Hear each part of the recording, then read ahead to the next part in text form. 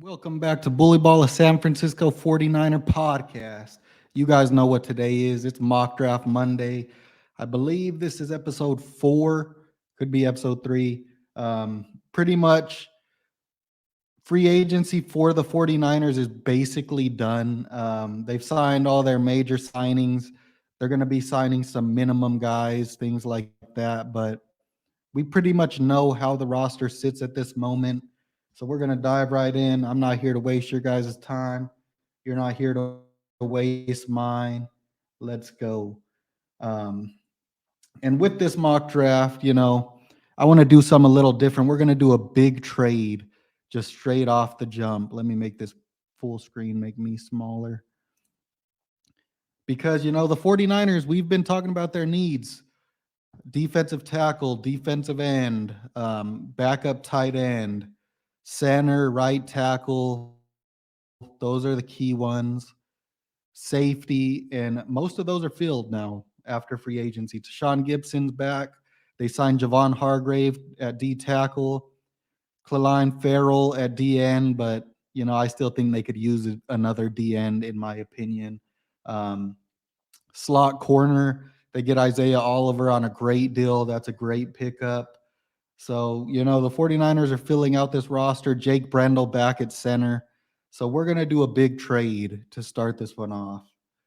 So, as we could see, we want to jump up. So, I did this on our Twitter page. I looked up the NFL draft points system, like how much each pick is worth.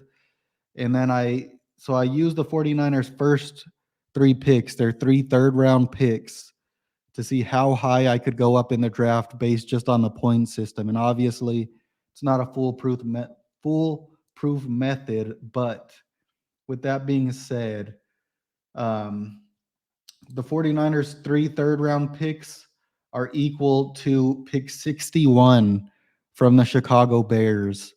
And as you can see, this trade will likely be accepted. Um, and funny enough, that is the 49ers' original second-round pick. So we'll go ahead and offer this trade. They're going to accept it. And that's just how the points value works. Would you do that trade on draft day?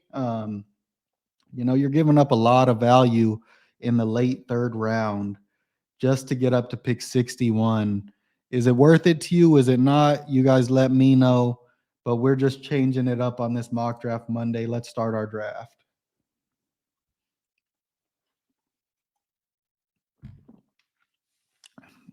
As you guys could see, all the guys going off the board right there. We're coming up now. Let's see who we had. Who went a little bit before us, just so we know. So as you can see, we're in a totally different stratosphere of draft prospects now. Um, Steve Avila, Adetomi Abawariwe. I don't even know how to say his name anymore, but this is one of my favorite dudes in the draft. Um, Felix Anaduki Uzama, great edge rusher. Honestly, if he was at our pick, that would be a hard debate for me to turn him down. But we're up here. Best prospect available is Tanner McKee. Obviously, we're not taking him. Sam Laporta, very good player. Do you draft the other Iowa tight end to be the backup? He's great after the catch. Do you do it here? Do you trade 3 third-round picks to do it? And I don't think you do. Um, Andre Carter, he's fallen so far. His pre-draft process has been very bad. He needs to put on a ton of weight. His production went down last year, but he's a tantalizing prospect. Somebody's gonna bite on him. We got Matthew Bergeron, left tackle that's been training with Joe Staley here. Um, let's take a look at him. So you look at his grades, 2020 wasn't great. Pretty good these past 2 years. 5 sacks on this past year. But based on what all the NFL draft analysts are saying, this dude is going to be a really good player in the league. As we could see, the last 2 years only at left tackle. in 2020, he was playing some right and some left. He has played right and left throughout his career. Um, Shades of Marshall Newhouse. He's a great pass blocker, not as good of a run blocker. So his anchor as a protector is what's going to get him drafted early. So, this guy, do you trade what you had with McGlinchey, who was obviously a great run blocker, not very good of a pass blocker, for a guy that's going to be a great pass blocker and may not be as good of a run blocker? Do you make that trade off? Because I personally would. Um, Plays an under control brand of football, not going to have many ugly reps, terrific at passing off stunts and slants, tons of experience at both tackle positions, 2,500 career snaps. Love to see that. Needs to get more depth out of his stance and pass pro. Tendency to bear hug, which causes him to get flagged more early in his career than later. Um, Build looks stronger than he plays on tape. Not a good run blocker. So, what do you guys think? 6'5", 322. He's a junior, 23 years of age. He wins with balance, swing tackle, can play both sides, and he needs to improve his mentality. Training with Joe Staley, I think you get that fixed. We got Carl Brooks here. He's been a guy of ours on this channel for a long time. Going to be an inside player in the NFL, but he can play outside. Great player. You look at his stats: 12 sacks, 49 hurries this past year. Insane. But he's 6'4", 300. And the 49ers are pretty loaded at D tackle now. Maybe Sidney Brown, you get your future safety. Great player. He's going to slide right in as your starter after Tashawn Gibson retires after this next season. So, do you draft ahead and take this guy and slide him right in? That could be a good pick as well. So, let me know who you guys are thinking here. Could go Jordan Battle as well. Derek Hall, another great edge rusher. So, like I said, this trade up, you're giving up a lot, but you're getting to a new tier of player. And, I'm going with Bergeron. That's pretty much the only starting job the 49ers have open right now. That this is an immediate fill. He's going to step in and immediately start for me, and I'm going to be happy with it. So that's my guy. Like I said, let me know what you guys think. Would you do that? Because if you do that, you don't make any more trades. You're then waiting until the 5th round to make your next selection, which is you're getting deep. And we know the 49ers are great in the 5th round, but that's a big, big drop off. So as you guys can see, the players available here. Let me know who you're thinking, who you're seeing here that you like. All right, again, I think I know who I'm going with here. So this is our draft darling. 49ers love him. The NFL Combine, he was a freak athlete. And I still see a bunch of DNs available because I do want to address that here as well. So I'm going to take the guy again, Zach Kuntz. I'll take him in every mock draft if I have to. Just look up his combine stats, man. Insane. He was injured, banged up this past year, so he only played 5 games. But, 6'8", 245. Teach him how to block behind George Kittle, and you have a monster on your hands. He ran like a 4.5, 4.6 at 6'8", 245. Just insane. I'm getting my tight end 2 of the future. The 49ers haven't had that for a very, very long time. We're back on the board here. From our last pick, one of the guys I wanted win. So Viliami Fehoko, edge rusher. I really like him in this draft as like a 5th, 6th round pick. Tons of pressure, but he goes a couple picks before us, unfortunately. So here, let's see who's available. All right, I know who I'm going. So at this pick, the people my eyes are on are Jose Ramirez, Bryce Ford Wheaton is another guy that was a combine darling.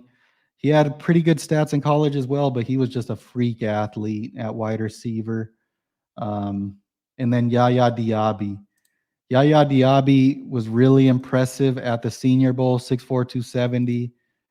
He has a good get off, 10 sacks this past year, 19 hurries.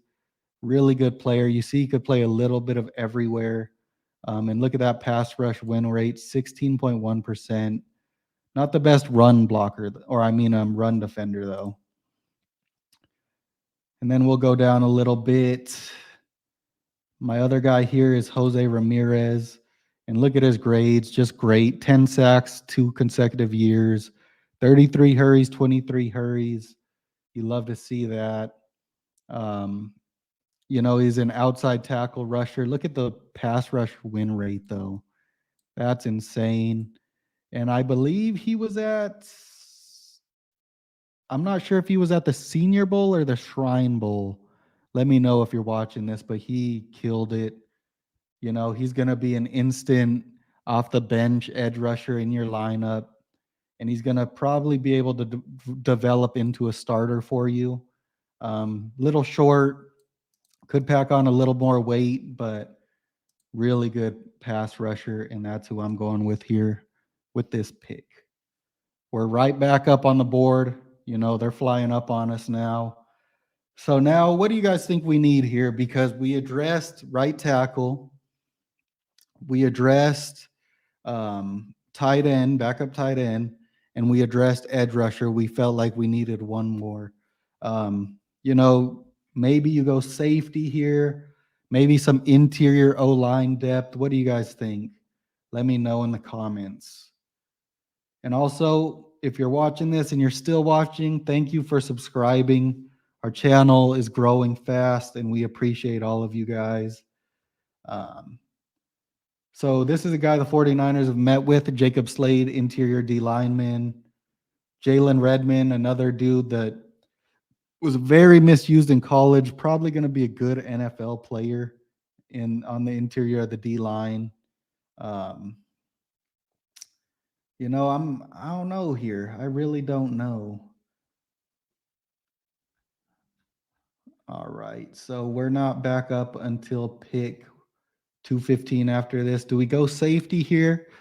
I haven't watched any film on Quindell Johnson. Coverage get grade, needs some work. Run defense is great, though. You love to see that.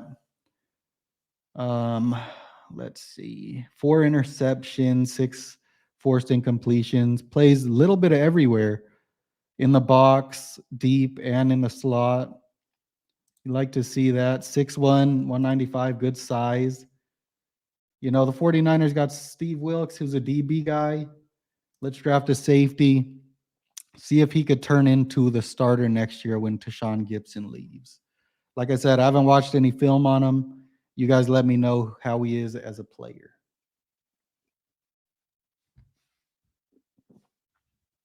All right, we're back at pick 215 here. We got Stetson Bennett is the best player available. Jake Bobo, Aubrey Miller Jr., a ton of good players available here. BJ Thompson, another one of those good edge rushers from a small school. So, a lot of talent still available here. You could get a starter right here if you play your cards right. Nick Saldiviri, 49er fans draft darling right there. Here, this is a tough one, man. So I would think going Stetson Bennett, but we know the 49ers brought in Sam Darnold. They don't have a spot for a quarterback. So I'm going to go ahead and go with, let's see. Do I go Nick Saldiviri here? Or do I go with Aubrey Miller Jr., linebacker? We know we lost Azeez Al-Shaair. We did bring back Demetrius Flanagan-Fowles, but look at the coverage grade. Pretty good grades all around, to be honest with you. Pretty good amount of tackles. A little too many missed tackles for me. But, as a guy that could learn behind Fred Warner, Dre Greenlaw, super athletic guy. You know what? Let's take a shot on him because we need, a backup linebacker. That's probably something we could use here. We're back on the clock here. Pick 223. All right. So that pretty much seals the deal for me. We're going with the guy. 49ers draft Darling. He's a tackle in college. He could play pretty much any position in the NFL, tackle, guard, center. Very, very good pass blocker, as you could see. Needs to work on his run blocking, but, he has all the tools that you want in an offensive lineman. 6'6", 315. That's our guy. And I bet you he probably ends up with meaningful playing time in his NFL career because of how good of a technician he is on the offensive line. All right, we got 2 picks left in the 7th round. Pick 248. All the quarterbacks sitting here, man. Let's see here. We got a ton of ton of running backs available. I see my guy sitting here, and that's who I'm gonna take. It's just it has to be this way. You know what I mean? It has to be this way. Ooh. So this is a guy I really, really like. Coming into the NFL this year. He's a great pass catcher. As you can see, look at how many targets he has the past 2 years, and look at his receiving yards. 5 rushing touchdowns, 7 rushing touchdowns, almost 1,000 yards both seasons. Just a running back that could do it all. Pretty explosive, 5'11", 210. The 49ers are going to run through running backs. So really interested in taking him here. Another guy that I could possibly see is my guy Daniel Scott. Really love the player as a safety. He's explosive out of his breaks. As you can see, he plays everywhere as well. But since we already took a safety earlier, we'll pass on him and we'll take my guy at running back, Evan Hull. And do not complain because we are taking a running back in the 7th round, not in the 3rd round, all right? So, and he could do a little bit of everything. And then now we got to go kicker. I know everyone loves Jake Moody, but on this channel, you guys know we're going to take Christopher Dunn every time. Most accurate kicker in college football this past year. And, you want accuracy because you don't want to be surprised when it comes time to kick the ball in the NFL. All right, let's look at our mock draft. As you could see, we traded our 3 third-round picks. They hated it, but it was a necessary evil to get us our starting right tackle for this next, for hopefully the next couple seasons, right? And they give that pick an A- for Matthew Bergeron. We're going to start him immediately at right tackle. Zach Kuntz, they kind of like it. They give us a B. I think he becomes a key player on the team. Jose Ramirez, they don't really like it, but he's a great player. And I think he's going to outperform his draft position with no matter who picks him.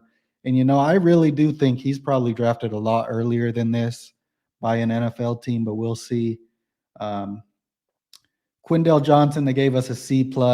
Like I said, I haven't watched film on him, but just based on off of his grades and his size, we took a shot on him.